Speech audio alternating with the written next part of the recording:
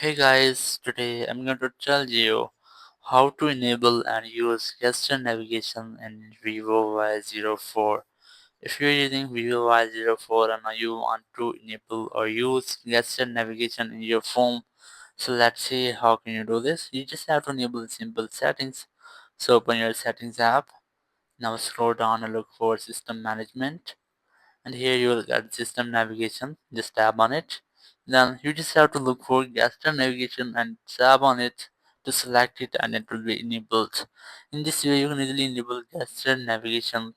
Here your navigation buttons will be disabled and you will get the bar like this. Now let's see how can we use this. You just have to pull from right or left edges to go back, just like this. If you want to open your home screen, so pull the bar up to open your home screen. Now let's see how can we get to recent apps. You just have to pull it up and hold to see your all recent apps if you have. In this way you can easily enable and use gesture navigation in your Vivo Y04. Thank you very much for watching the video. Until next video, bye bye.